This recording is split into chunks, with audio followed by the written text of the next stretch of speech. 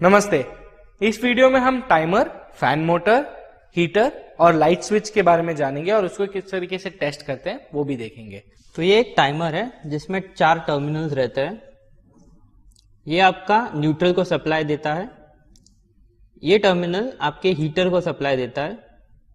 यहाँ से टाइमर को फेज मिलता है और ये आपका कंप्रेसर को सप्लाई देने का काम करता है।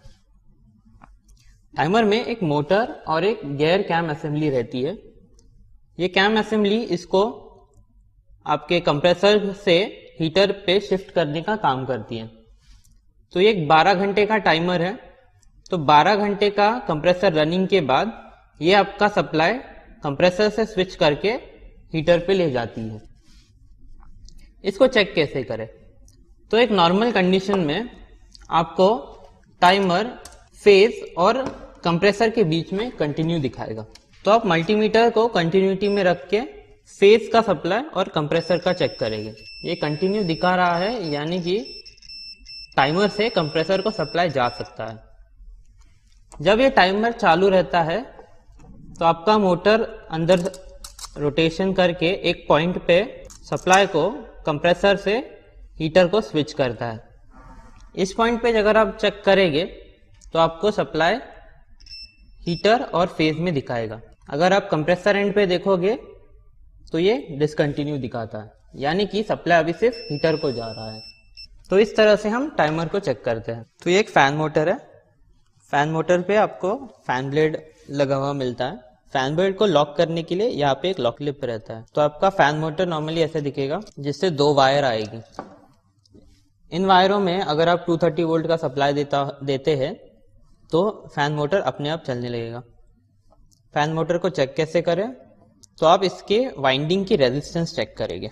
तो मल्टीमीटर को ओम्स में लगा के फिर दोनों कनेक्टर्स को आप टर्मिनल लगाओगे, वो आपको एक रेजिस्टेंस वैल्यू दिखाएगा। यहाँ पे ये 0.589 किलो ओम्स का रेजिस्टेंस दिखा रहा है। इसका मतलब ये है कि मोटर ठीक है।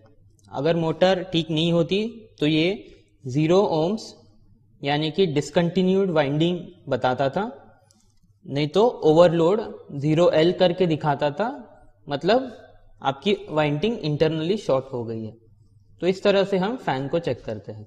तो एक फ्रॉस्ट फ्री रेफ्रिजरेटर में डिफ्रॉस्ट करने के लिए एक हीटर सर्किट रहता है, जिसमें आपको एक हीटर, बायमेटल और एक थर्मल फ्यूज होता है। तो आपका बायमेटल हीटर के साथ सीरीज में लगाया रहता है। जब करंट बायमेटल से फ्लो होता है तो हीटर को सप्लाई मिलता है और आपके इवापोरेटर के एरिया का टेम्परेचर बढ़ने लगता है।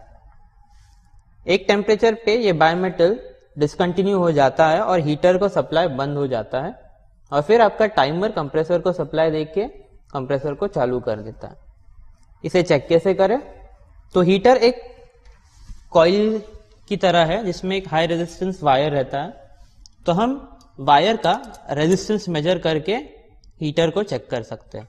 तो ये हीटर 0.416 किलो ओम्स का हीटर है। अगर हीटर खराब होता तो ये 0 दिखाता था, यानी कि हीटर की वायर कट हो गई है और हीटर तब चलेगा नहीं तो फिर एक हाई रेजिस्टेंस ओवरलोड ओम्स में दिखाता था, यानी कि आपका वाइंडिंग कहीं तो फ्यूज हो गया है। तो इस तरह से हम हीटर को चेक करते हैं। बायमेटल और फ्यूज, इन 2 चीजों को चेक करने के लिए हम कंटिन्यूटी का इस्तेमाल करते हैं। अगर बायमेटल और फ्यूज प्रॉपर है तो वो कंटिन्यूटी बताता है, और अगर प्रॉपर नहीं है तो वो डिसकंटिन्यू बताएगा। वायर के दोनों एंड पे, फ्यूज हो या फिर बायमेटल हो, वायर के दोनों एंड पे हम कनेक्टर लगा के चेक करेंगे। तो ये कंटिन्यू बता रहा है, यानी कि आपका फ्यूज प्रॉपर है। तो इस तरह से हम बायमेटल को चेक करते हैं या फिर फ्यूज को चेक करते हैं। ये एक डोर स्विच है। तो जब हम दरवाजा बंद करते हैं तो डोर स्विच का नॉब अंदर जाता है, जिससे आपका लाइट या बल्ब बंद हो जाता है। और जब हम दरवाजा खोलते हैं तो ये प्लंजर ऊपर आता है और जिससे आपका बल्ब चलने लगता है। तो ये स्विच है, बट थोड़ा उल्टा काम करने वाला स्विच है। इसको चेक करने के लिए हम उसको कंटिन्यूटी से देखेंगे। मल्टीमीटर को कंटिन्यूटी में लगा के हम उसके दोनों पॉइंट्स पे चेक करेंगे। तो ये कंटिन्यू दिखा रहा है, मतलब कि स्विच ठीक है।